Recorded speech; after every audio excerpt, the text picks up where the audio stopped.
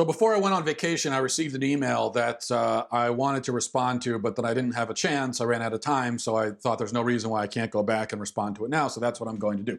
All right, here's what it says. Matt, you are constantly giving God credit for good things that happen, but I noticed that you never blame him for all the evil in the world. If your God exists and he is good, as you claim, how do you explain a world filled with rape, murder, torture, terrorism, sex trafficking, and so many other evils? It's clear to me that there is no evidence for any kind of God. There especially is no evidence for a good God. All right. So this is the classic, why do bad things happen to good people objection? And I think it's a good and important and complex question. And it's one that Christians have been talking about and debating and writing about for centuries, since the beginning. I also think it's kind of a weak argument against the existence of God. And so it's a good question to talk about. I don't think it's a great argument against, for the atheists. I don't think it's a good argument in the atheist corner. I also think that my friend here in the email didn't even use the best version of his own argument. He made the same oversight that a lot of atheists surprisingly make when it comes to this objection, which is they use the weakest version of it.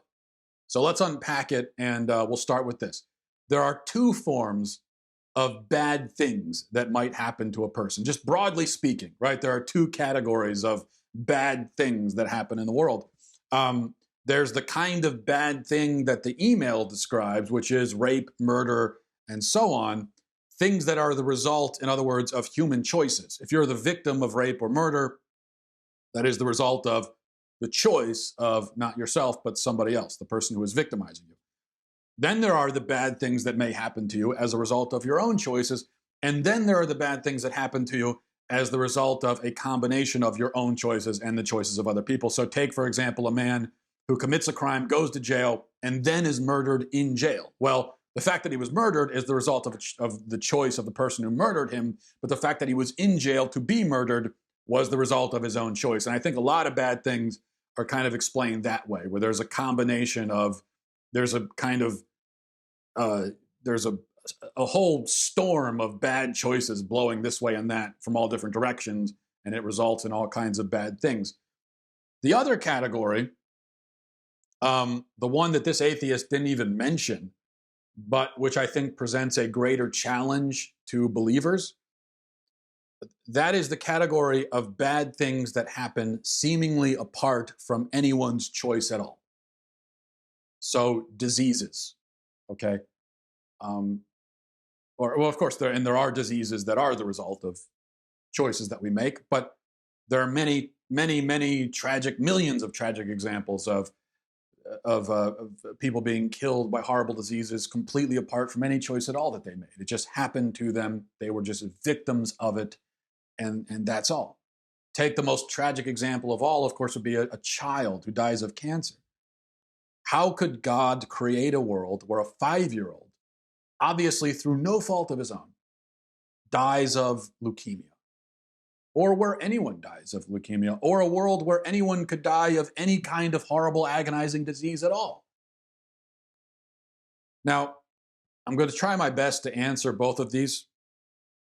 I should warn at the beginning that I am not a theologian, and the answer that I give is just my own answer. Now, it's an answer that I hope is grounded in Christian teaching and in Scripture, but my point is, if it's a bad answer, or incomplete, or poorly conveyed, then blame me for it. Okay, don't blame Christianity. That would be my fault. Now, to understand these things, we have to go back to the Christian doctrine of the fall. And it seems like there are a lot of atheists and secular people who just simply don't understand this doctrine and have made no attempt to understand it.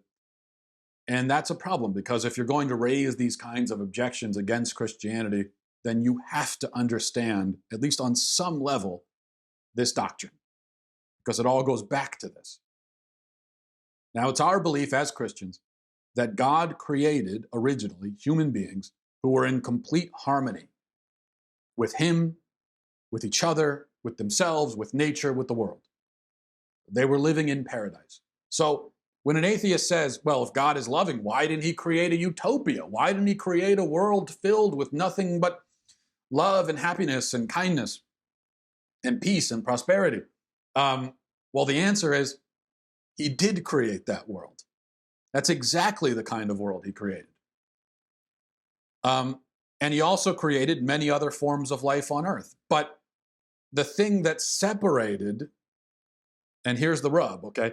The thing that separated human life from all other forms of life is that human life was made in the image of God. That's what it says in Genesis. And to be in his image meant that these humans were not merely slaves to instinct or to nature. They were given a will of their own, a free will, the ability to choose between one thing or another. And that still is the primary thing that separates us from the animals, is that we can make judgments about what we ought to do and what we ought not do. Animals cannot make those kinds of judgments. They can't conceive of them. They operate according to instinct. And if they make any kinds of choices at all, I'm going to run this way or that way, these are morally neutral choices. And even those choices in the end go back to instinct. We, however, are above that. And so we can assess, this is right, this is wrong, I'm going to do the right thing, or I'm going to do the wrong thing. And that will, that incredible power that God gave us, is one of the primary things that makes us, creatures in his image. Now, as long as these humans chose to obey God and to remain in communion with him, they were happy and they were safe and they were in paradise. God ruled over man, and through man, God ruled over nature. So we say that man had dominion over nature, dominion over the animals. Well, of course, God is really the one who had dominion over nature and the animals, but he had dominion over nature, over the animals, through man. He ruled through man.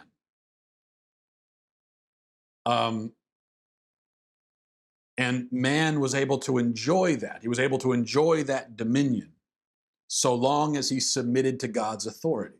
Now, if you're an atheist, let me just step to the side here for a minute. If you're an atheist, you don't believe that any of this happened. I realize that. I know. But the question that I was asked, and that atheists ask all the time, is why would a good God allow bad things? I'm trying to explain that. I am not trying to explain why God exists. That's a completely separate conversation. I'm just trying to explain how Christians can believe in a good God who allows bad things. And this is one of the problems that we run into when it comes to, discussions between atheists and theists, is that every conversation eventually goes back to an argument about whether or not God exists. And of course, inevitably, it will come back to that. But if you're trying to understand, individual Christian doctrines, and if you're trying to understand not just our belief in God generally, but the kind of our belief in the goodness of God and in the nature, the good, loving nature of God. If you're trying to understand that, then you have to be able to put aside for a moment your objections about the existence of God completely, and instead look at the individual doctrines. Okay? So there was this harmony. And then man chose to rebel against God. So before we got there, now we just got into the rebellion. But before we got to that point, everything makes sense in terms of, well, this is what a loving God would do, right? Garden of Eden, paradise, even from an atheist perspective, even though you don't believe in God, but I guess you probably would say, well, yeah, if there was a God and he really was a good God, that's the kind of world he would have made. Okay, great. That's the kind of world he did make, according to Christians. But there was that thing, remember? that power, that will, that free will, that choice that he gave us. So man took that choice and he used it to rebel against God. And for the purposes of this conversation, it doesn't really matter what exactly that choice was. The exact nature of that choice for this conversation doesn't matter. The point is, he was given at every moment a choice between serving himself and serving God. And for a period of time, he chose to serve God. He was happy. And then one day, he chose himself. And then catastrophe struck. And a whole literal world of misery followed. Now, the objection to that is, well, why would anyone choose that? You're in paradise. You're in utopia. I mean, it's unreasonable to claim that somebody could be in paradise and then choose to destroy all of that. Well, it is in the end an unreasonable choice, but is it unreasonable to believe that a person in paradise would make that choice? No, it's not unreasonable at all. I mean, look even at your own life. You have made in your own life, if you're going to be honest about it, you have made smaller versions of that exact same choice. I'm sure there have been points in your life when, you have been in a situation where there is relative harmony and ease and happiness, and then you do something that destroys it. And later on, you look back on it with a little bit of maturity and wisdom and hopefully with some self-awareness, and you say, why did I do that? It's crazy. Why I had this good thing. Why did I ruin it? Or take a more extreme example but a very common example of somebody who's in basically a happy marriage, a peaceful marriage, a marriage with harmony and unity, and then one day they go out and have an affair. And even the affair itself, there's that fleeting physical pleasure that comes with the affair, but it's also caked in on both sides and guilt and secrecy and lies and misery and all of that for this fleeting pleasure. And then in the end, it ends up destroying this good, wonderful thing that the adulterer had. And that person is going to look back on it later and they're going to say, why did I do that? When they're divorced and they're living alone in their one-bedroom apartment and their spouse hates them and their kids hate them, they're going to look back on that wonderful thing they had, living in that, in that nice home with the white picket fence and the kids and the nice family and the vacations. And now they're just alone in misery. And they're going to say, why did I do that? I had everything. So the point is, it's not that hard to understand how a man in paradise could choose to destroy it. Because people have continued making exactly that choice over and over and over again, and you yourself have made it on some level at various points in your life. So man chose to rebel.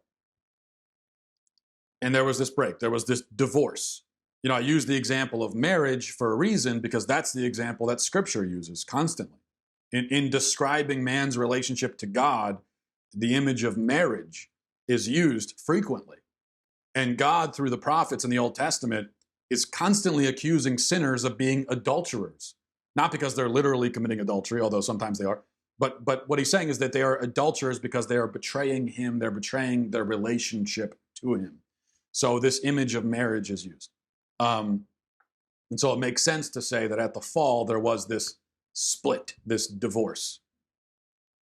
And the unity, the harmony was destroyed by the free choice of man. Man had separated himself from God, and in the process, he had lost, in many respects, his dominion over nature. He became subject to nature. He found himself at nature's mercy because he had stepped out of line. He had stepped out of the process. Remember, there was this process. There was God, man, nature. God ruled nature through man. Man had dominion over nature. Well, man extricated himself from that process and ended up literally in the wilderness and now at the mercy of nature. And so in some sense, he still has dominion over nature, but also nature has dominion now over him. And this is where things like disease and senility and human frailty and all of that come into the picture. But then the next question is, okay, well, so it makes sense that the first human beings were given this choice. They made the bad choice. They suffered the consequences. Well, then why do we all have to suffer the consequences? And there is an element of mystery there. We can't get around it. We can't escape it. God could have corrected the problem right away. He could have corrected it, balanced the account, changed everything during mankind's first generation, but he chose not to. Why did he make that choice? Well, I mean, nobody can speak absolutely to the motivations of God. I think that's a very dangerous thing to try to do. I'm not even going to attempt it, but I will say this. We have to understand that a change occurred not just to the individual people involved at the time personally, but a change occurred to the human species, to the human race. A change occurred to our very nature. There was a change in the nature of man. These being the first humans, our first parents, them stepping out, them stepping away from that harmony with God. Well, kind of logically, by doing that, they took all of us out of harmony.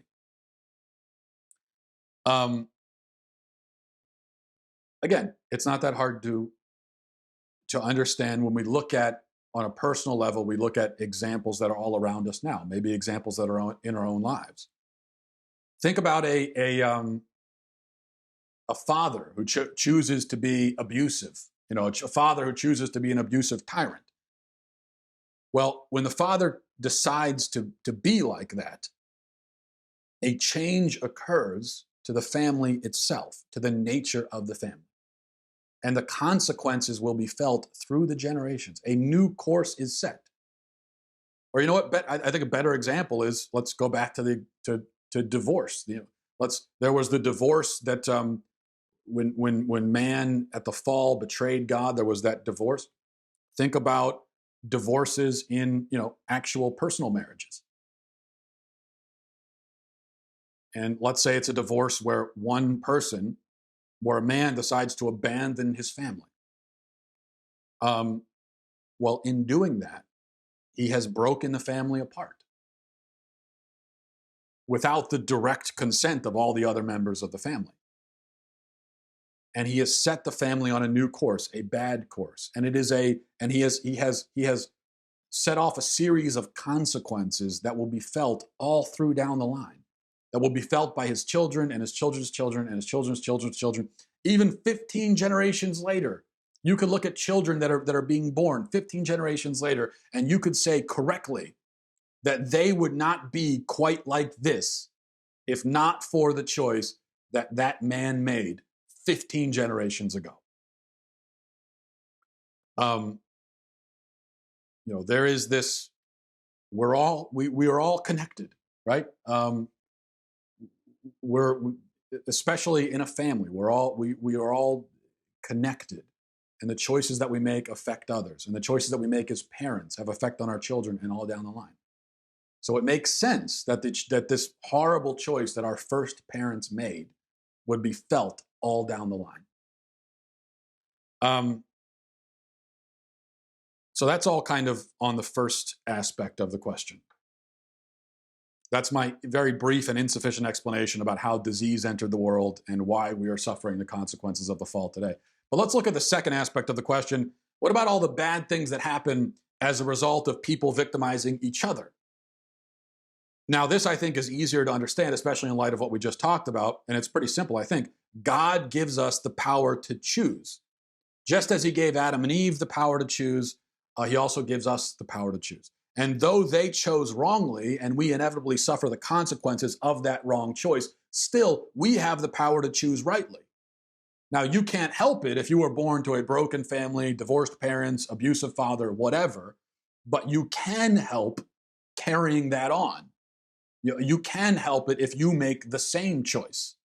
Your likelihood of making the same choice may be increased because your parents were terrible, but you don't have to make the same choice. You could make a different choice.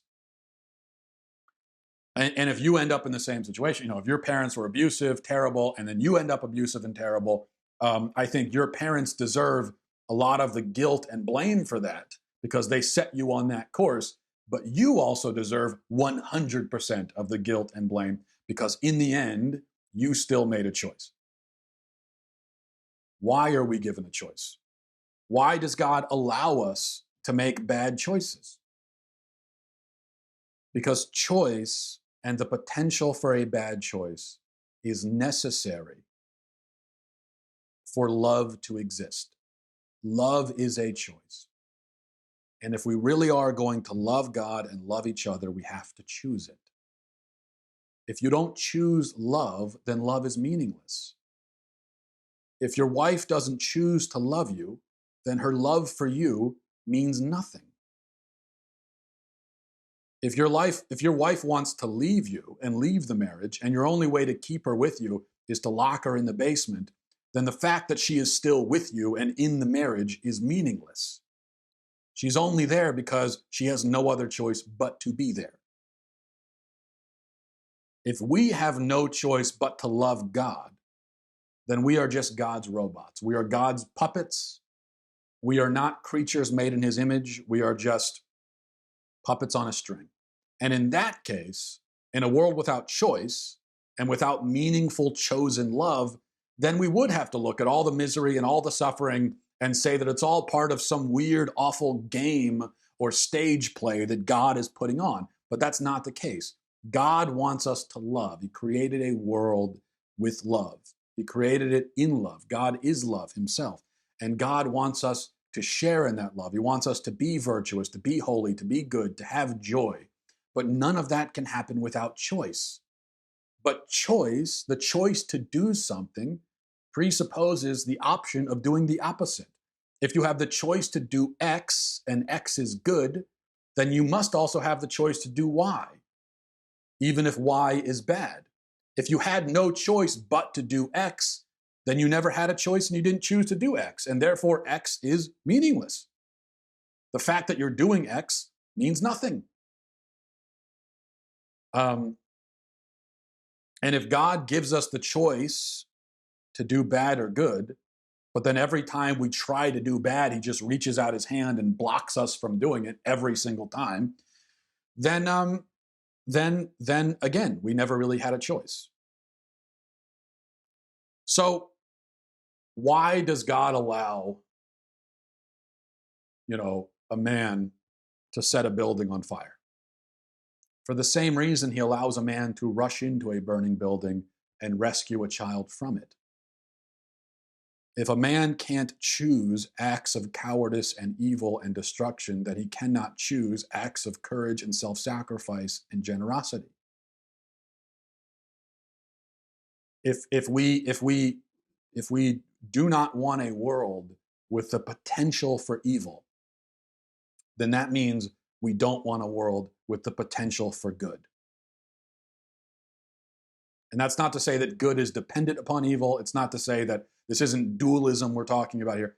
I'm merely saying that the point of life is to choose God and choose good, and such a point, such a purpose can't be achieved in a world where the opposite choice is impossible.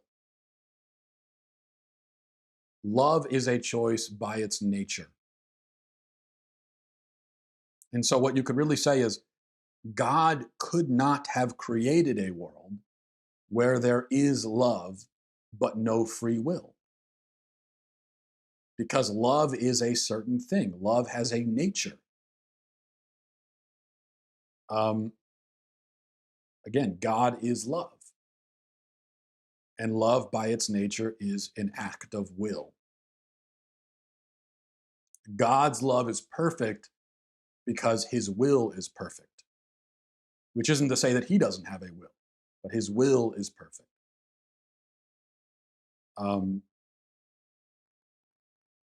But this idea that, well, why didn't God make a world where there's love and happiness and harmony, but there's no choice for anything else? And we're all just automatons programmed to always do the good thing. Well, because that's nonsensical. That's kind of like the question of, can God make create a boulder that's so heavy he can't lift it? That's just a nonsensical question. It means nothing. And to say, well, could there be a world with love but no choice and no will? That's just nonsense. It means nothing. It's like saying, can there be a world with up and no down? It's just, it doesn't make any sense.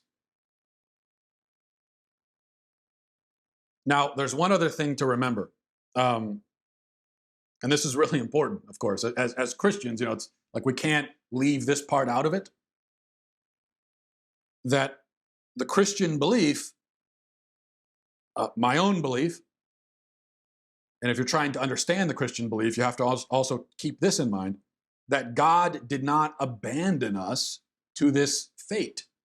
Yeah, he created a world, he created a paradise. Man chose to abandon that, chose to serve himself rather than God, and that choice has been repeated billions of times down the generations by everybody, and many horrible things happen as a result and continue to happen.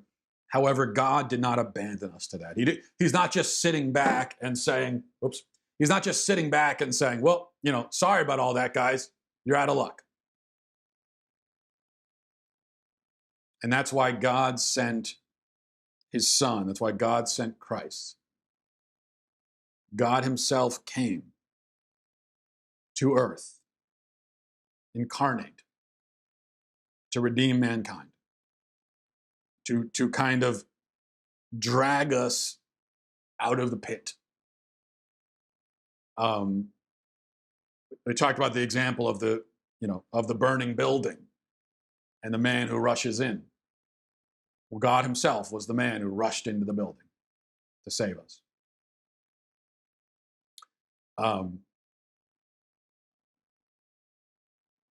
And so, even though we live in a world now where there is misery and misfortune and pain and suffering and agony and all of those things, we are not abandoned to that world.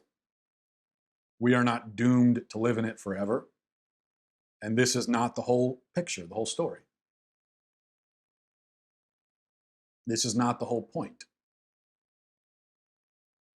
The full point, the full purpose will be realized in the next life.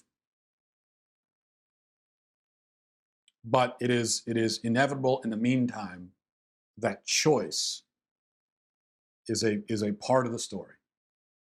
And that we have to continue making the right choices. We have to continue choosing God. So, hopefully that was a somewhat sufficient explanation. Although, I'm trying to find it, I can't find it. If you're really looking for, I had the book somewhere. If you're really looking for a better explanation as to, if you want a better answer to this question, here it is. Pick up this book, Problem of Pain by C.S. Lewis. It's really short and thin here, and he addresses this same question, and he does it much better than I do. And you can read this whole book in like a couple hours. And so I'd recommend that you do that as well. Thanks for watching, everybody. Godspeed.